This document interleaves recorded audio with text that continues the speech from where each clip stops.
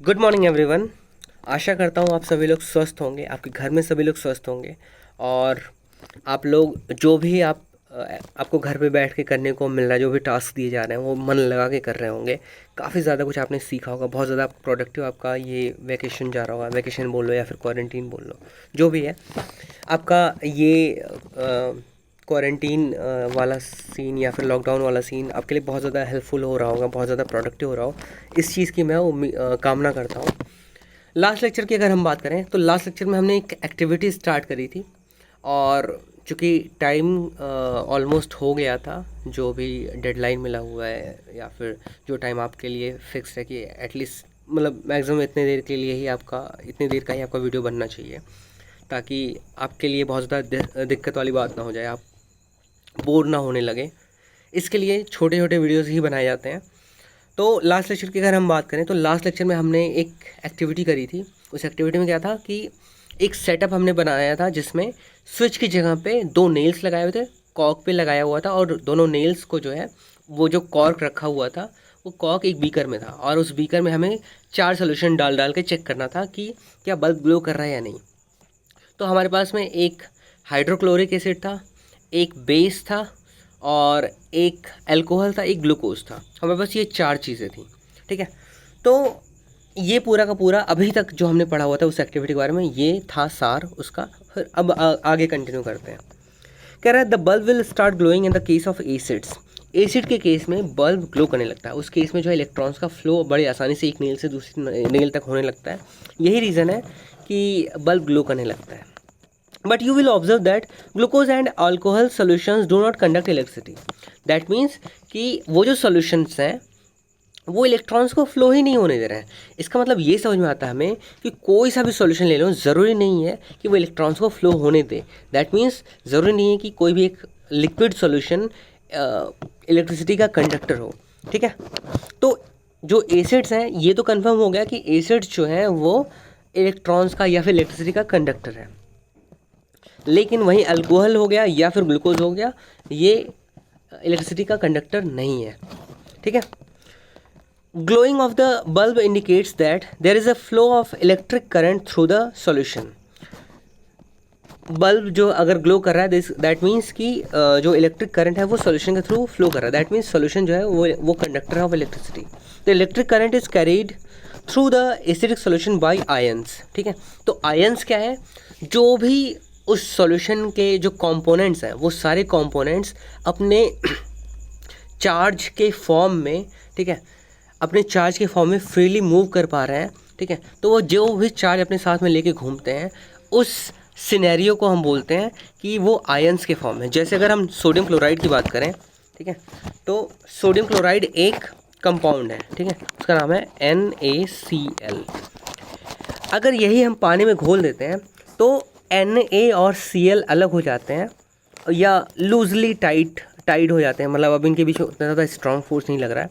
और ये Na plus के फॉर्म में घूमता है और ये दूसरा वाला Cl माइनस के फॉर्म में घूमता है। दोनों ही चार्ज लेके घूमते हैं। तो जब भी चार्ज लेके घूम रहे हैं, अगर फ्रीली मूव करने की कैपेसिटी रखते हैं, कैपेबिलिटी रखते हैं, तो ऐसे सिचुएशन में इनको हम आयंस बोलते हैं, ठीक है। तो electricity is carried through the acidic solution bye ions, ठीक है। तो जब भी इलेक्ट्रिसिटी की कंडक्टिविटी होती है तो किसी सॉल्यूशन के थ्रू, तो चांसेस हैं वहाँ पे कि वहाँ पे आयंस की वजह से, आयंस ही चूँकि फ्रीली मूव कर पा रहे हैं और उन्हीं के साथ में इलेक्ट्रॉन्स का भी फ्लो बड़े आसानी से हो जाता है, ठीक है। तो आई होप ये चीज़ें आपको अभी तक क्लियरली समझ में आ रही होंगी, ठीक है। आगे कह रहा है कि acids contain H plus ions as cation and anions such as Cl minus, ठीक है। तो कैटायंस जो हो गए वो पॉजिटिवली चार्ज होते हैं, ठीक है। ऐसे आयंस जिनके पास में पॉजिटिव चार्जेस हैं उनको हम कैटायन बोलेंगे और ऐसे आयंस जिसके ऊपर नेगेटिव चार्जेस हैं उनको हम एनायंस बोलेंगे, ठीक है। तो अगर HCl की बात करें तो HCl एक सॉल्यूशन था या एक कंपाउंड था। ये जब ये आयंस के फॉर्म में होंगे तो H के साथ में हमेशा पॉजिटिव साइन होगा और Cl के साथ में एक माइनस साइन होगा, ठीक है। तो जब इस फॉर्म में रहेगा तभी ये आराम से कंडक्ट कर पाएगा। और Cl- को हम बोलेंगे एनायन और H+ को हम बोलेंगे कैटायन। ठीक है, तो आई होप ये चीज़ें आपको अच्छे से समझ में आ रही होंगी। इन द सेम मैनर और कौन कौन से एग्जाम्पल्स हमारे पास, अगर HNO3 की बात करें, नाइट्रिक एसिड, ठीक है, तो HNO3 में हमें याद रहना चाहिए कि H के साथ में हमेशा एक सिंगल प्लस आयन होगा। तो जब H के साथ में प्लस आयन होगा तो NO3 अकेला बचा, बाकी NO3 के ऊपर फिर माइनस साइन हो जाएगा। ठीक है, in the same manner H2SO4 की अगर हम बात करें, इसमें ध्यान दो कि H2SO4 में 2 हाइड्रोजन के मॉलिक्यूल्स हैं। ठीक है, 2 हाइड्रोजन के एटम्स हैं। तो लेकिन हमें ये पता है कि हाइड्रोजन का जो है सिर्फ और सिर्फ एक ही चार्ज होता है हाइड्रोजन के ऊपर, और 2 अगर हाइड्रोजन होंगे तो 2 पॉजिटिव चार्जेस, 2 पॉजिटिव चार्जेस को बैलेंस करने के लिए सल्फेट जो होगा वो कितने चार्जेस रखना चाहिए माइनस में, 2 नेगेटिव। ठीक है, 2 नेगेटिव रखेगा तभी 2H+ को बैलेंस कर पाएगा। ये चीज़ें हमें ध्यान रखने की ज़रूरत है। इस तरीके से हम आइडिया लगा पाते हैं। अगर किसी भी एक आयन के बारे में, किसी भी एक कंपाउंड के किसी एक आयन के बारे में आपको अगर पता है कि उसके ऊपर कौन सा चार्ज है, तो दूसरे बाकी सारे आयन्स के ऊपर कितने चार्जेस हैं वो आप पता लगा सकते हो। ठीक है, तो H2SO4 में H+ और SO4 2- का आपने देख लिया।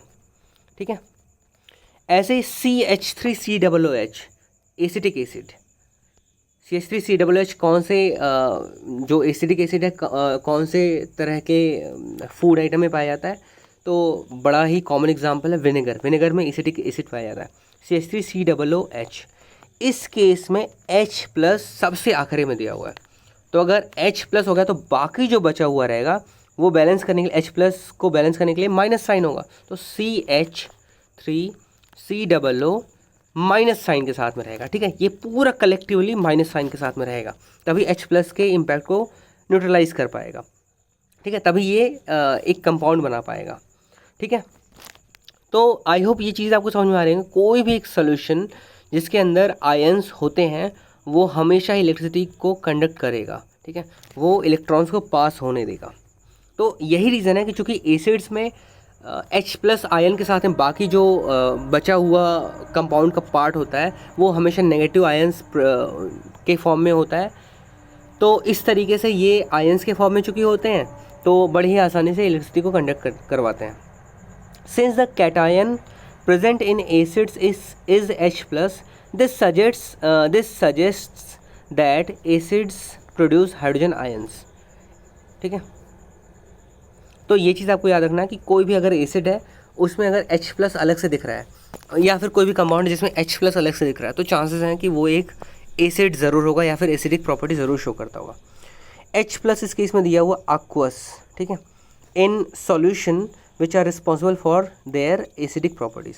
तो कोई भी एक सॉल्यूशन है उसमें अगर H+ आयन है, H+ आयन ही रिस्पॉन्सिबल होता है एसिडिक प्रॉपर्टी के पीछे। ठीक है, तो कोई भी एक कंपाउंड है या कोई भी सॉल्यूशन है, अगर उसके सॉल्यूशन के फॉर्म में अगर वो आयन्स के फॉर्म में ब्रेक हो जाता है, उसमें अगर H+ आयन रिलीज़ होता है, तो चांसेस हैं कि वो एसिड ज़रूर होगा। एसिडिक प्रॉपर्टी H+ आयन्स की वजह से ही होता है।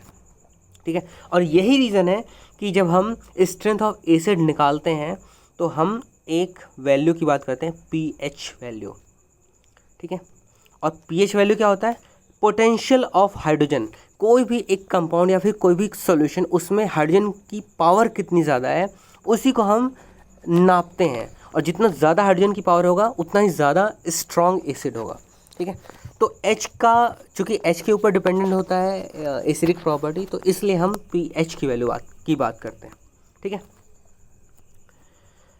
आगे repeat the same activities using alkalis such as sodium hydroxide, calcium hydroxide etcetera. अब देखो,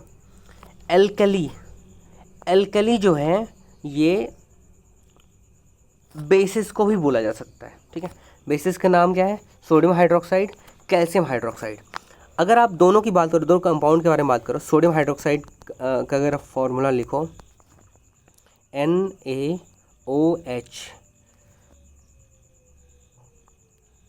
कैल्शियम ऑक्साइड CaOH का होल ट्वाइस, दोनों में अगर देखो तो एक चीज़ कॉमन है, OH इसमें भी था और नीचे भी OH था। बस ये है कि ऊपर वाले केस में OH का सिर्फ और सिर्फ एक मॉलिक्यूल था और नीचे वाले केस में 2 मॉलिक्यूल्स हैं, ठीक है। लेकिन OH कॉमन है, तो OH से रिलेटेड हम कुछ काम करने वाले हैं, इसका मतलब यही हुआ। What can you conclude from the results of this activity.